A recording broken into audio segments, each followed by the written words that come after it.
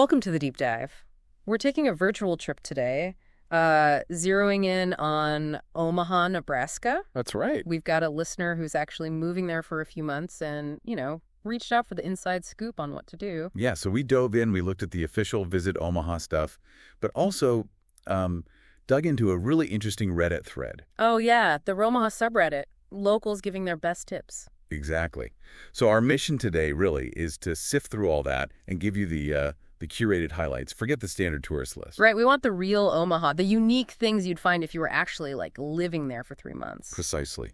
Yeah. Especially for someone, working sometimes on weekends, open to different kinds of things. And that Reddit thread, it definitely had that vibe. People seemed genuinely excited about their city. They really did. The passion in those responses was quite striking. Lots of local pride, clearly.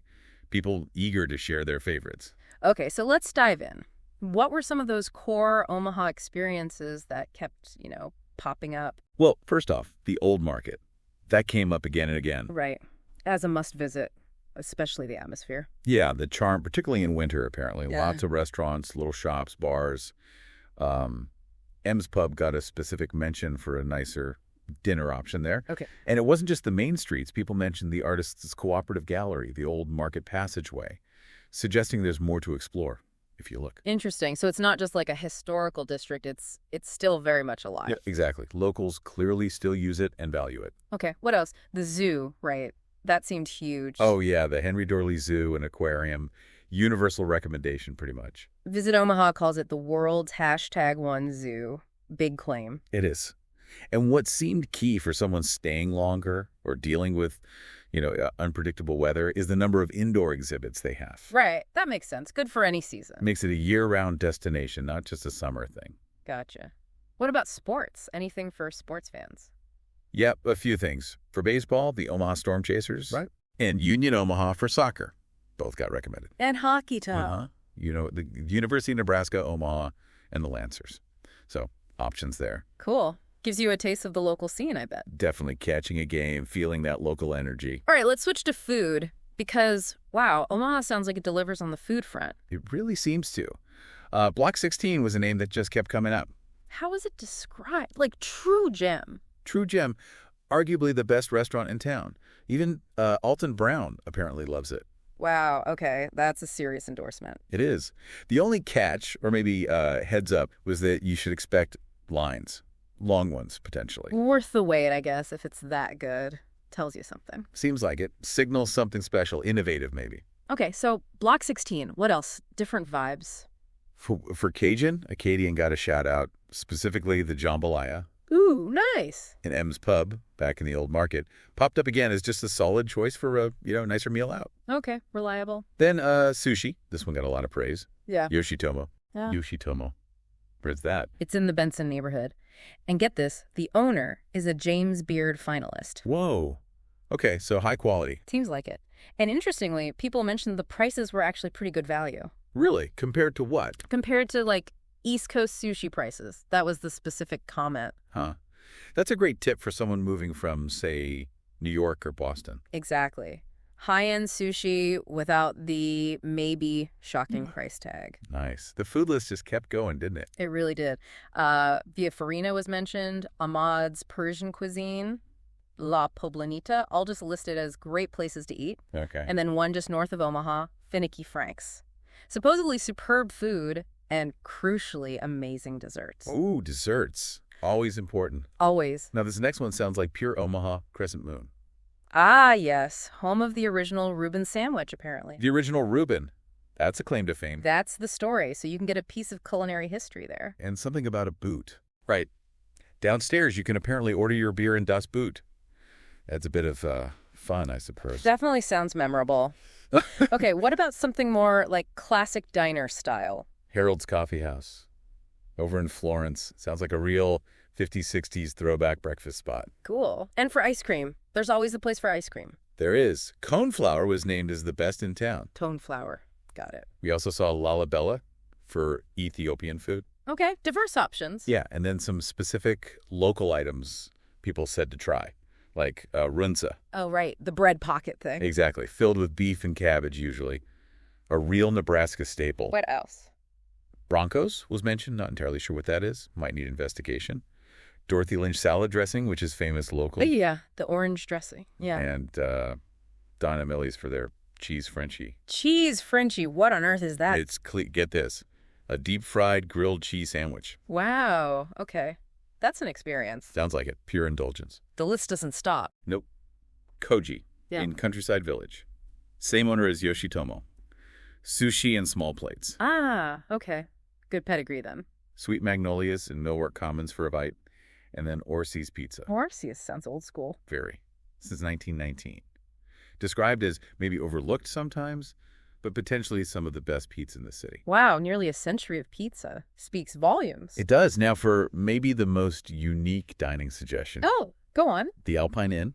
Okay. Apparently every night they feed fried chicken to dozens of raccoons. Wait, what? They feed raccoons? Fried chicken, yeah. Mm. And you can watch the whole thing from inside while you eat. That is truly bizarre and memorable, I guess. Definitely falls under unique Omaha experience. No kidding. Okay, let's shift gears. Neighborhoods.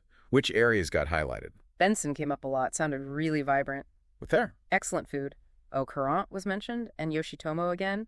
Breweries, cafes, even a comic book shop. Nice mix. Yeah, and a beercade location.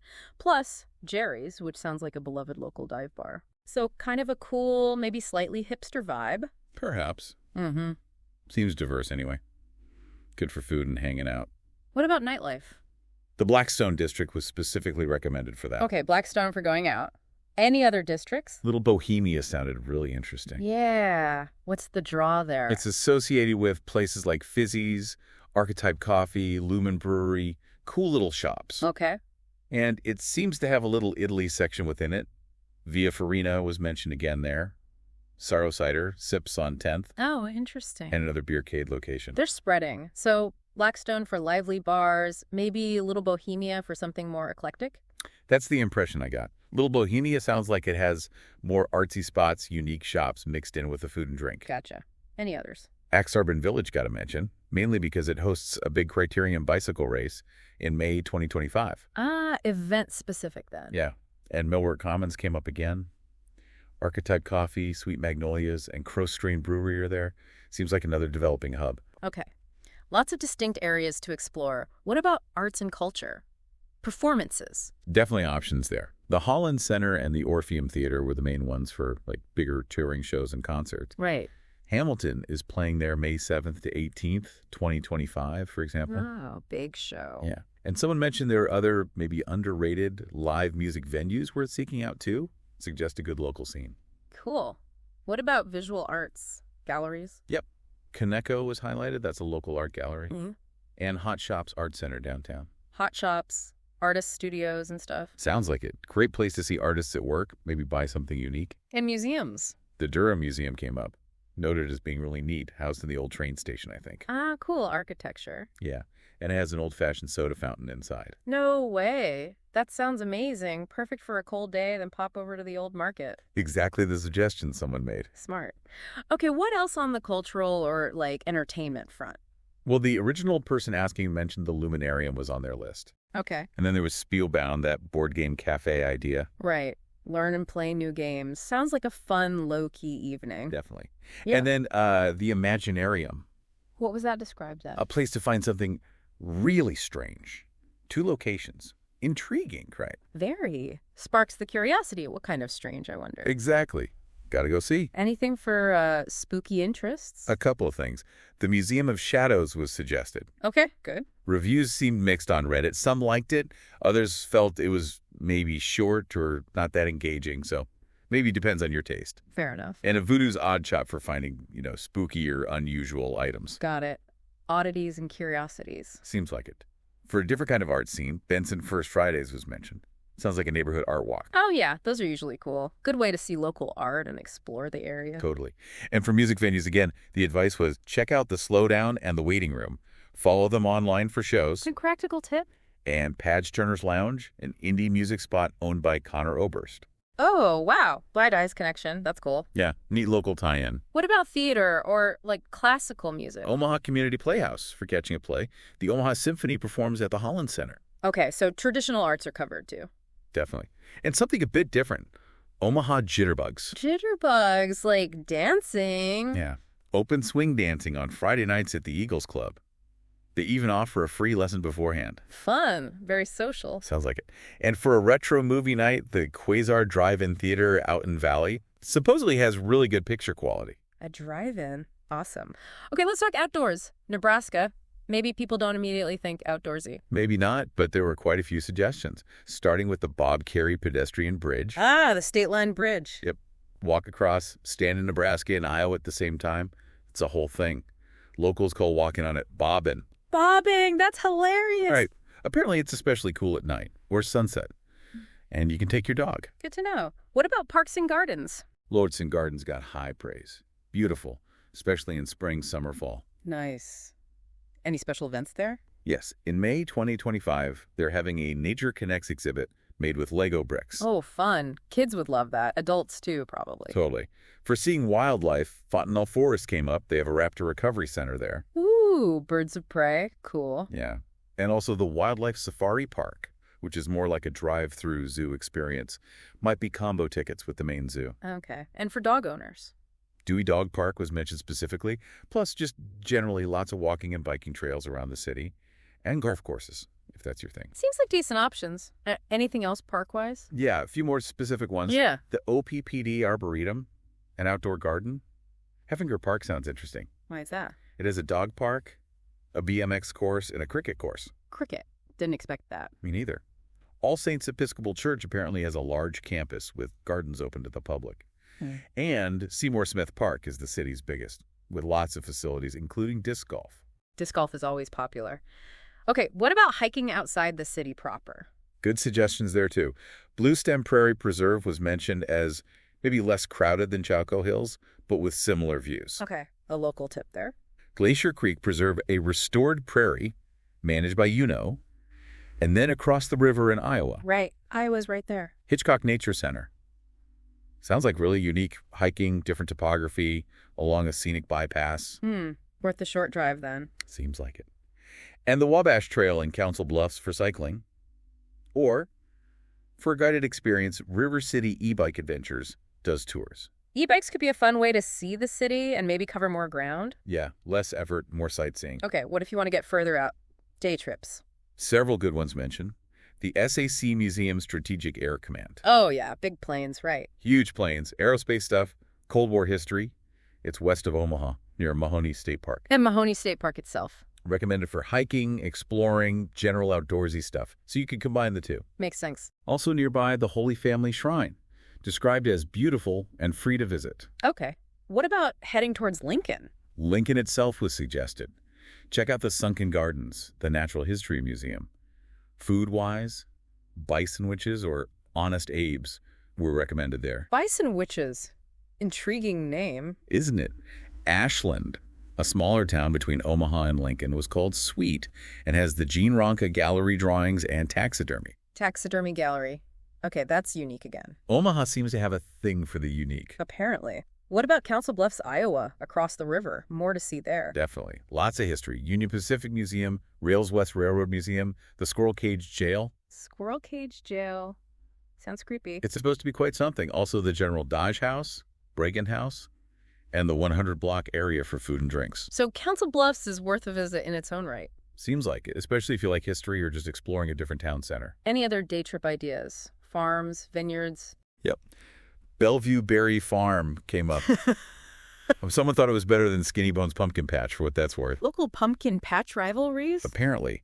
Baker's Candies outlet in Greenwood on the way to Lincoln sells mostly chocolate. Chocolate outlet. Dangerous. Potentially. Soaring Wings Vineyard in Springfield holds a hot air balloon fest sometimes. Oh, cool. For more adventurous types. Blair Off-Road ATV Park. Fontenelle Ropes Course. The Wildlife Safari Park again. Ponca Hills Farm for horseback riding. Wow, okay.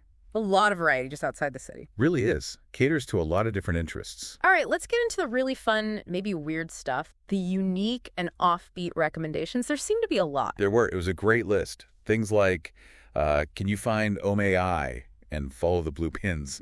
Sounded like local scavenger hunts or something. Intriguing. And bobbing on the bridge came up again? Yep. Visit Bob the Bridge. Pet friendly, remember? And Omar the Troll sounds like a public art thing, probably fun for kids. Sweet shops were highlighted generally. The amazing pizza machine for kids and families. Tubing or tanking in the summer. Tanking, like floating down a river in a stock tank. That's the one. A very Nebraska summer activity. Hilarious. And a dog bar. Omaha Dog Bar, a place for dogs and their owners to socialize. Fun. And that list just kept going. Learning board games at Spielbound, finding strange things at the Imaginarium, checking out galleries like Kaneko. Right, we covered some of those. What else was on that rapid fire list? Go down the slide at the new downtown park, which implies there's a cool new slide downtown. Good to know. The direct advice. Seriously, there are amazing restaurants here and bars. Go to them. Can't argue with that. Raptor Recovery Center again, Holy Family Shrine again, Mahoney State Park again. Sycamore Farms in Valley is where junk stock happens. Junk stock, like a big flea market antique fair. Sounds like it. My Way Lounge described as almost a dive, but with games and a patio. Bailey's Cafes for brunch. Roberts Park has a skate park. Keeping track here. What else? Archery. Golden Arrow Archery Club. Wolf Country Quilt Show out in Bennington. Full Draw Archery in Plattsmouth. Pelts and archery. Indoor shooting at the Bullet Hole in La Vista. Axe throwing at Axe Games. Defy Gravity Omaha Trampoline Park. Lots of indoor action, too. Definitely. Hollywood Candy for weirdness. The Library Pub for a great whiskey selection. Good tip for whiskey fans. The Bellevue Berry Farm versus Skinny Bones opinion again. And just a general check out BFF events, presumably Bellevue Berry Farm events. Okay. And then there were specific dated events, too, right? Around the time our listener might be there. Yes, really helpful. The zoo's Antarctic Dinosaurs exhibit. WWE Monday Night Raw at the CHI Health Center. Big venue. Matt Rife Comedy Tour. The NCAA Men's College World Series in June. That's a huge event for Omaha. Oh, yeah. CWS is massive there. Omaha Freedom Festival at the Malcolm X birth site. USA Triathlon Multisport Festival. Cinco de Mayo Omaha, which apparently draws big crowds. Busy spring, yearly, summer. And, of course, the Berkshire Hathaway annual shareholder meeting in early May, which even has its own guides like 10 things to do for Berkeys. Visiting like a billionaire. That's funny. Right. A whole mini industry around that weekend. Okay, beyond the lists of things to do, any practical advice that came through? Yeah, a couple of nice points. One was just that people in Omaha are generally friendly and helpful, willing to give directions or recommendations. That's always good to hear when you're new somewhere. Definitely. Also, a reminder about the weather in late winterly spring. It can be all over the place. Layers are key. Good practical tip. Unpredictable Midwest spring. Exactly. And an interesting point was that if you are working some weekends, that might actually be good for exploring popular spots when they're less crowded during the week. Ah, silver lining to weekend work. Smart. Yeah, turn it into an advantage. So wrapping this up, it feels like Omaha has a surprisingly maybe a diverse range of things going on. It really does. From the world-class stuff like the zoo to a food scene that sounds incredible. Right, and unique outdoor things, plus all those quirky local spots we just talked about. Absolutely. It's not just the big hitters. The mix of the well-known attractions with those insider tips from the Reddit thread gives a much richer picture. Yeah, it feels less like a generic city checklist and more like, here's how you can actually live here for a few months and find cool stuff. Exactly. It's about finding the things that genuinely interest you within all those options. Hopefully this deep dive gives our listener and anyone else curious about Omaha a really solid starting point for their own adventure. Yeah, it paints a picture of a city with a really strong local character, lots of interesting layers to uncover if you look. So here's a final thought to leave you with. Considering everything from raccoon feedings to world-class art, from Runzas to Reuben origins, what unexpected gem might you discover and fall in love with if you spent some time exploring Omaha?